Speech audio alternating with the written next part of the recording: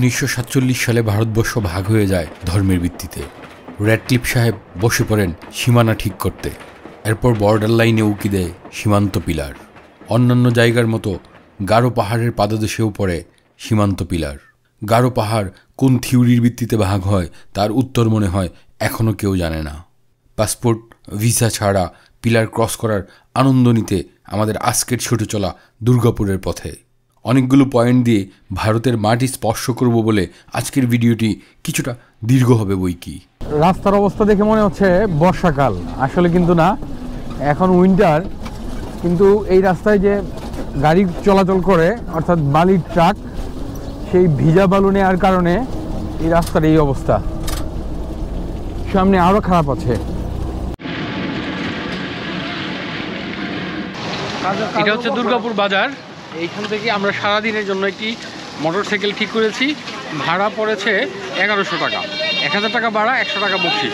সারাদিন আমরা অনেকগুলো স্পটে যাব, সবগুলোই আপনাদেরকে দেখাবো।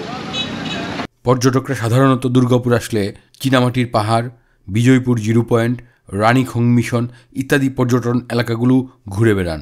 কিন্তু একদিনের ট্রিপে আমরা সুমেশ্বরী নদীর পূর্ব প্রান্তের কমপক্ষে 4টি স্পট ঘুরে দেখব আজ। আমরা কিন্তু এখন কমপ্লিটলি ভারতের মধ্যে আছি। এই যে এই জায়গাটার নাম হচ্ছে বটতলা, কারণ হচ্ছে এই এনের বট গাছ, এই জন্য এটার নাম বটতলা। এই পাশটা হচ্ছে বাংলাদেশ। আর আমি সীমানা পিলারটা একটু দেখাই। এই যে এটা হচ্ছে ইন্ডিয়া, আর এই পাশটা হচ্ছে বাংলাদেশ। এই যে বাংলা, অর্থাৎ তারা সবাই ইন্ডিয়াতে দাঁড়ায় আছে, তাই না? যেহেতু আমি বাংলাদেশের নাগরিক, চলে আসছি ইন্ডিয়ার সীমান্তে পাসপোর্ট এবং ভিসা ছাড়া, তাই আমি অবৈধ অনুপ্রবেশকারী। কিন্তু এই অনুপ্রবেশ যেহেতু ইচ্ছাকৃত না, সেহেতু আমাকে হয়তো আইনের মুখোমুখি হতে হচ্ছে না। কারণ এই এলাকার মানুষকে ওই ভবানীপুর সীমান্তে পৌঁছতে হলে ইন্ডিয়ার এই রাস্তাটা ধরেই যাইতে হয়, এছাড়া আর কোনো রাস্তা নাই। কারণ এই পাশে হচ্ছে সুমেশ্বরী নদী। এই যে এই জায়গাটা হচ্ছে পিলার, অর্থাৎ পিলারের এই পাশেই, এই পাশ দিয়েই সবাইকে যেতে হচ্ছে। এই রাস্তাটা একদম চলে গিয়েছে ভবানীপুর জিরো পয়েন্টের দিকে। আপনারা দেখছেন সুমেশ্বরী নদী থেকে কি পরিমাণ ড্রেজার দিয়ে বালু উত্তোলন চলছে। যতদূর চোখ যায় এই কর্মযজ্ঞ আমরা দেখতে পাচ্ছি।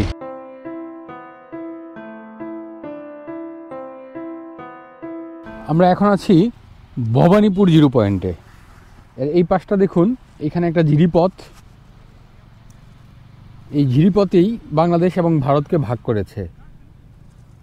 এটা হচ্ছে বাংলাদেশ আর এইটা হচ্ছে ভারত। এখানে কোনো কাঁটাতার নাই। এর ওই পাশে পাহাড় আছে। এইখানে বাংলাদেশ অংশে ফুটবল খেলে, স্থানীয় লোকজন ফুটবল খেলে। এইখানে যদি ফুটবল পড়ে যায়, এইখান থেকেই বল কুড়িয়ে আনতে হয়।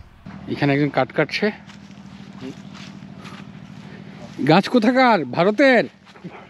ভারতের কিছু বলে না? কি বলবো, কিছু বলে না।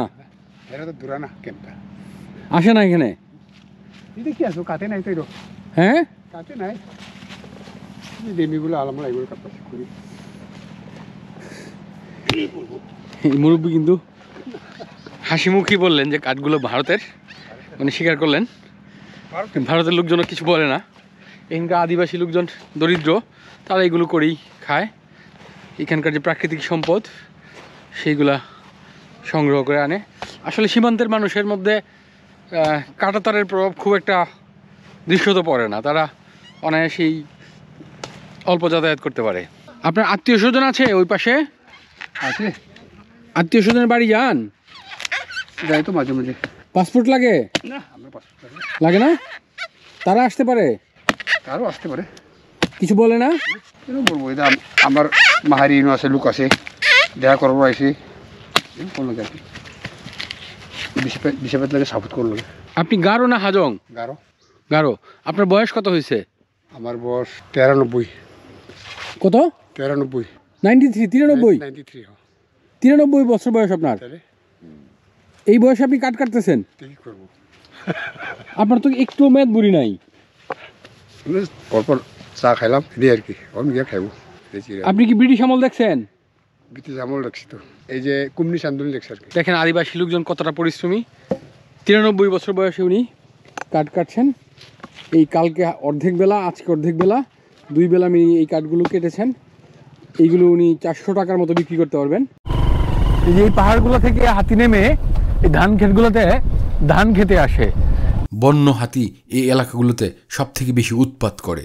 পাহাড় থেকে দলে দলে এরা নেমে আসে, কৃষকের ফসলের ক্ষেত ও বাড়িঘর নষ্ট করে আবার ফিরে যায় পাহাড়ে। আমরা এখন বাদাম বাড়িতে চলে আসছি। এই যে পাহাড় দেখছেন, এগুলো আসলে পাহাড় না, ছোট ছোট টিলা। এইখানকার পুরোটাতেই আদিবাসীরা থাকেন। আপনারা কি ইন্ডিয়া যান? সারাদিন এই যান না? গরু এখন সব ইন্ডিয়া চলে যাবে। এই যে দিদিরা এখন ইন্ডিয়া চলে যাচ্ছে, এই রাস্তা ধরে গরুগুলা চলে গেল। এই যে গরুগুলা পার হয়ে যাচ্ছে, এই চলে গেছে ইন্ডিয়া সীমান্তে। দিদি খুদা হাফেজ বাংলাদেশ।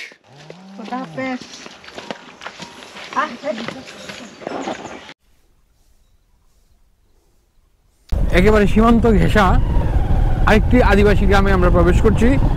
এটার নাম হচ্ছে গোপালপুর। এখানে সবাই আদিবাসী। এই রাস্তার 2 পাশে যাদের বসবাস তারা প্রত্যেকেই আদিবাসী। বিভিন্ন ডিবির উপরে তারা বসবাস করছেন। আপনার বাড়ি কোনটা দাদা? ওই দক্ষিণে। এখানে কি আছে? এখানে কি আর থাকবো, এখানে তো ভারতেই। ভারত? আপনি এই দানিয়া কি ভারত যাচ্ছেন? হ্যাঁ, ভারত যাইতেছি। মানুষকে মারবেন? না না, লাকড়ে মাকড়ে আনবো আর কি। তো আপনারা যদি রান্নার জন্য। আপনাকে যদি ধরে? না, হ্যাঁ ধরবো না। এই রান্নার জন্য মনে করে যে ওরা এটা সবসময় 7 খুন মাপই দেয়। 7 খুন মাপ? এটা আমরা আর উপজাতি মানুষ, আমরা এটা সবসময় পাহাড় ভারত থেকে সবসময় রান্না বাড়া করি দেয়। আর কিছু আনেন না? না। কেন? এইগুলোতে যে ইন্ডিয়ার বিভিন্ন সামগ্রী আসে, আমরা ওইটা আনি না। আনেন না? আমরা মনে করো যে যা টুকটাক দিন মজুরি কাজ করি, আর টুকটাক রান্নার করি পাহাড় থেকে লিয়ে যাই। আত্মীয় স্বজন আছে? আত্মীয় স্বজন নাই, এদিকে তো বসতি নাই, এদিকে কোনো বসতি নাই। এদিকে কোনো বসতি নাই? না, এই বিজয়পুর আছে বসতি ইন্ডিয়ায়। হ্যাঁ, বলছিলাম প্রত্যেকটা ডিবির উপরে বাড়িঘর, এই আর উপরেও আছে। আর উপরে আছে। চলেন যাই। কই থেকে আইছেন দাদা আপনি? আমি ময়মনসিংহ থেকে। ময়মনসিংহ থেকে।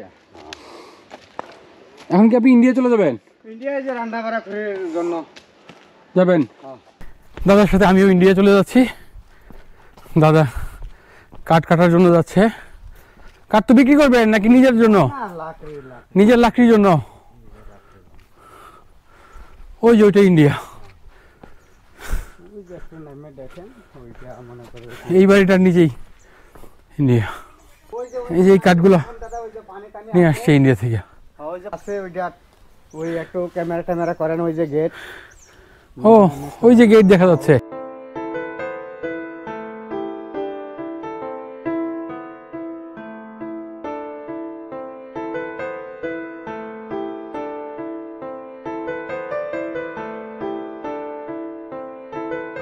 প্রচুর পর্যটক। আমার বাড়িতে হলো লাস্ট সীমানা, আই টেবিলও এখানে, যাই টেবিলও এখানে।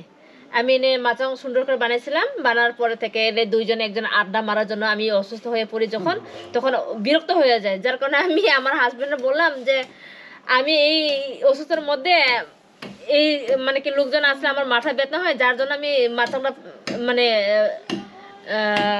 বাগতে বলছি। এখন বাগে ফেলেছি। এখন কোনো পর্যটক আসলে মনে করো যাইতে আছে আর আইতে আছে, বসতে পারে না। আচ্ছা আচ্ছা, মানে ওনাদের আসলে প্রাইভেসিরও একটা বিষয় থাকে। একেবারে বাড়ির উঠানে পর্যটকরা আসে, কারণ এটা 0 পয়েন্ট। এইটাই হচ্ছে বাংলাদেশের শেষ ভূমি। হ্যাঁ, এরপরে হচ্ছে একটা লেক। 1947 সালে এই যে কামড়াকামড়ি করে ভারত বাংলাদেশ, ভারত পাকিস্তান ভাগ হইল, সীমান্তের যারা আছেন এদের এটা তেমন কোনো প্রভাব পড়ে না। হ্যাঁ, হয়তো পড়ে বড় আকারে, কিন্তু তাদের প্রয়োজনে তারা কিন্তু আসলে যায়ই। এই যে ভদ্রলোকের সাথে কথা বললাম, তার লাকড়ির প্রয়োজন, সে কি করবে? ওই পাশে বন আছে, ওইখান থেকে লাকড়ি কেটে আনবে। কারো আত্মীয় স্বজন আছে, এদেরকে আসলে মানে ফাইনালি দমায় রাখা যায় না, এরা তাদের প্রয়োজনে যাবেই। এই ক্ষেত্রে পাসপোর্ট ভিসার কোনো তোয়াক্কা তারা করে না। কারণ বর্ডারের এই পাশে তার আত্মীয় বাড়ি, ওই পাশে আত্মীয় বাড়ি, এরা আসবে যাবে, এটা নিয়ে তারা খুব বেশি ওরিড না। এই যে এটা হচ্ছে চু দিদি, এই এই ভিতরে পানিটা জমে না? রক্সি বলে। রক্সি। এইটা এখন কি কি করবেন? এটা হলো পানি গরম করে এনে জ্বালতে হবে, বানাতে হবে। হ্যাঁ, পানি গরম দিয়ে এনে হলে মিক্স করে এনে বানাতে হবে। ও মিক্স করতে হবে, নর্মাল পানি মিক্স করতে হবে না? এটা কিন্তু চু, এটা কিন্তু খুবই ভালো, খেতে খুব ভালো। যারা খান, যারা অ্যালকোহলিক আছেন তাদের জন্য এটা ভালো। এইটা এবং ওই চিরঙের দিকে পাওয়া যায়, এটা হচ্ছে মহুয়া, দুইটাই খুব ভালো। মহুয়া আপনাদের দিকে হয় না, শুধু চুটাই হয়? হ্যাঁ, যাদের নিউমোনিয়া টাইফয়েড যদি হয় এই জিনিসটা খাইলে আরো বাড়ে। আর যদি ম্যালেরিয়া হয় এটা কোনো কার্যকরতা হয় না। মানে এটা দিয়ে টেস্ট করেন যে তার ম্যালেরিয়া হয়েছে কিনা। আর টাইফয়েড হইলে? আর বেশি বাড়বো। টাইফয়েড হলে বেড়ে যাবে? বেড়ে যাবে, হ্যাঁ। আচ্ছা, তখন কি ওষুধ দেন আপনারা? তখন ওই যে আমি ডাক্তারের দৌড়াদৌড়ি করতে হয়। তখন ডাক্তারের কাছে দৌড়াদৌড়ি করতে হয়। এটা এক ধরনের পরীক্ষা, হ্যাঁ, টেস্টের মতো, যে এটা দিয়া। হ্যাঁ। আর যাদের জন্ডিস হয় তাদের জন্য বাসি খেতে হয়, আবার এই অরিজিনাল খেতে হয় না, বাসি। মানে যাদের জন্ডিস হয় তারা এটা বাসি করে খায়? হ্যাঁ, বাসি মানে যেমন আমরা পানি দিয়ে লাড়াচাড়া করবো, আমরা খায়া শেষ, মনে করে এখান থেকে পানি জমবে, ওই পানিটা সকালে উঠে 2 গ্লাস বা 1 গ্লাস খেতে হবে। তখন আমাদের জন্ডিসটাই, এটাই হলো ওষুধ জন্ডিসের জন্য। আর কোনো ওষুধ খান না জন্ডিস হইলে? খেতে হয় না। দুর্গাপুর থেকে লেঙ্গুড়া যাওয়ার পথে আমরা অদ্ভুত একটা চা খেলাম। এটা হচ্ছে বেলের চা। এখানে কোনো চায়ের পাতা নাই, কিন্তু লিকারটা দেখেন চায়ের মতোই। এখানে দেওয়া হয়েছে বেল, আর আর কি কি দিছেন? লং, এলাচি, আদা, আর বেল। বেল কিভাবে দিছেন? বেল শুকনো, কাঁচা বেলগুলা কাটতে শুকাইয়া, তো এই বেলগুলা আনিয়ে আর চা দিলে চার মতন হবে। এই দেখেন চায়ের রংটা, চায়ের রঙের থেকে করা ব্ল্যাক, যত জাল হবে তত করা হবে, অনেকটা ব্ল্যাক কফির মতো। আমাদের এখনের গন্তব্য চকলেট বাড়ি, এটি লেঙ্গুড়া বাজারের কাছেই।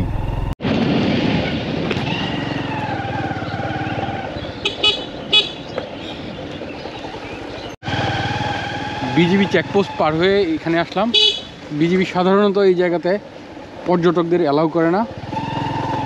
এইটা একেবারে সীমান্তের শেষ গ্রাম, এটাই বাংলাদেশের শেষ সীমান্ত। 1170 নম্বর পিলার। বাংলাদেশ 1 2 3, ইন্ডিয়া। চলে আসলাম ভিসা, পাসপোর্ট ইত্যাদি ছাড়াই ইন্ডিয়াতে। দেখছেন সীমানা পিলার, 1170 নম্বর পিলার, ইন্ডিয়া। এই পাশে হচ্ছে বাংলাদেশ। এইটুকুই হচ্ছে, এই আইলটাই হচ্ছে সীমানা, ওইটা হচ্ছে ইন্ডিয়া।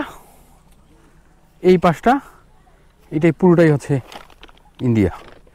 কিন্তু দেখেন সব মানুষ বাংলাদেশের, তারা এখানে সব কাজকর্ম করছে। এখানে ছেলেরা আড্ডা দিচ্ছে, নারী পুরুষ সবাই মিলে গোসল করছে, কাপড় চোপড় নাড়ছে। ইন্ডিয়াতে ওই যে গরুগুলো সবগুলো বাংলাদেশের। ইন্ডিয়াতে তারা ঘাস খাচ্ছে, আমিও হাঁটছি। এই সীমান্তে তেমন কোনো দুর্ঘটনা ঘটে না, কারণ হচ্ছে এখানকার আদিবাসীদের সাথে একটা আত্মীয়তা আছে। এরা আসলে সবসময় যাওয়া আসা করে, বড় ধরনের কিছু হয়তো এখানে ঘটে না। এই যে ভদ্রমহিলা, উনি একদম গভীরে যাবে, গভীরে একটা ঝর্ণা আছে, ওইখানে উনি স্নান করবে এবং কলস নিয়ে গেছে, ওই দিক দিয়ে খাবার পানিটা নিয়ে আসবে। আমরা আসলে যাওয়ার সাহস করতেছি না, তারা এখানকার লোকাল, এটা তারা গেলে হয়তো কিছু বলে না, আমাদেরকে বলতেও পারে। এই ঝিরি পথটাই ভাগ করে দিয়েছে, এটা পুরোটাই হচ্ছে ইন্ডিয়া। একখণ্ড ভূমি এদিকে চলে আসছে, ওই পাশটাও ইন্ডিয়া। এইখানে এই যে একখণ্ড ভূমি, এটা নিয়ে বাংলাদেশ। তোমার বাড়ি কোথায়? আমার বাড়ি কলমাকান্দা বড়কুনা। এখন তুমি যাচ্ছ কোথায়? ইন্ডিয়া। ইন্ডিয়া? হ্যাঁ। কি হয় এখানে? হয় না, আমার বড় বোন আছে, জামাই বউ আছে, তো বউ আনছে এখানে। তো তুমি যে যাবা বিএসএফ ধরবে না? না। কেন? ফ্রি তো এখানে। ফ্রি? হ্যাঁ। আমি যেতে পারবো? হ্যাঁ অবশ্যই। পরে যদি আমাকে ধরে? না, আপনি দেখে শুনে যাইতে হবে। দেখে শুনে যেতে হবে? হ্যাঁ। তুমি কি এদিকে চলে যাবা? হ্যাঁ। কত দূরে? বেশি দূরে না, এই সামনে। এইদিকে রাস্তা আছে? হ্যাঁ। এই যে এই লোকজন কি নিয়ে আসতেছে? না, এটা রেকর্ড করবা না মামা, এটা দেজালের উপরে। হ্যাঁ, এই যে দেখেন, ওই যে দেখেন চূড়াই পথে চিনি নিয়ে আসতেছে। এই যে দেখেন দলে দলে চিনি নিয়ে ঢুকতেছে বাংলাদেশে, ওই দিক থেকে নিয়ে আসছে। এখানে মোটামুটি ফ্রি আছে সীমান্ত, এখানে কোনো ধরনের প্রবলেম হয় না। বিএসএফও কোনো প্রবলেম করে না, বিজিবিও করে না। আমরা তো বিজিবির একটা চেকপোস্ট পার হয়ে আসলাম, ওনারা অবশ্য আমাকে আমার পরিচয় দেওয়ার পরে আমাকে আসতে দিছে, কিন্তু বলছে যে এই পিলারটা যেন ক্রস না করি। এখন এইখানে আসি দেখলাম যে একাকার সবাই এখানে বাংলাদেশি, তাই আমি চলে আসছি। ওই যে দেখেন সুন্দর করে চিনি নিয়ে আসতেছে। ওই যে ওইটাই তো বাংলাদেশের শেষ সীমা, এনে সীমান্ত পিলার। কাপড় নাড়ছে ইন্ডিয়াতে, উনি তো ভিতর থেকে আসছে। দিদি আপনি কোথা থেকে আসছেন? ওই যে ঝর্ণা আছে ওইদিকে। ঝর্ণা যাওয়া যায়? যাও। ইন্ডিয়ার ভিতর থেকে ঝর্ণার স্নান করে এবং খাবার জল নিয়ে আসছে আমাদের বাংলাদেশি ছেলেরা।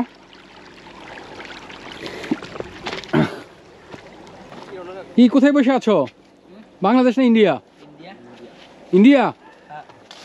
এটা কি ইন্ডিয়া? এটা হচ্ছে ইন্ডিয়ান। এই ছেলেরা বাংলাদেশি ছেলেরা। এই তোমাদের বাড়ি কোথায়, বাংলাদেশ না ইন্ডিয়া? বাংলাদেশ। এইখানে যে তোমরা আসছো কিছু বলে না? কি আর বলবো, বিএসএফ আসে এখানে? আসে না? মাঝে মাঝে আসলে কি করে তারাই দেয়? আর কিছু বলে? কি কুকুর সাহেব, আপনার দেশ কোনটা, বাংলাদেশ না ইন্ডিয়া? পাসপোর্ট ভিসা আছে? হ্যাঁ, কি আপনি ঘুমান কেন? আপনার আছে পাসপোর্ট ভিসা? মাথা ঘুরায় ফেলছে। নাই, পাসপোর্ট ভিসা নাই তাদের, নাই না? এই চকলেট বাড়ি দিয়ে শয়ে শয়ে বস্তা প্রতিদিন চিনি নামে বাংলাদেশে, ভারত থেকে। আমাদের পিছনে তো দেখলেনি কি পরিমাণ লোকজন বসা ছিল, এরা সবাই এই চিনি নামানোর কাজে ব্যস্ত থাকে। আমাকে দেখার পরে তারা আসলে কাজটা বন্ধ রাখছে। এখানে বিভিন্ন ধরনের টেকনিক আছে, কারণ দুই দেশের সিকিউরিটিকে ফাঁকি দিতে হয়।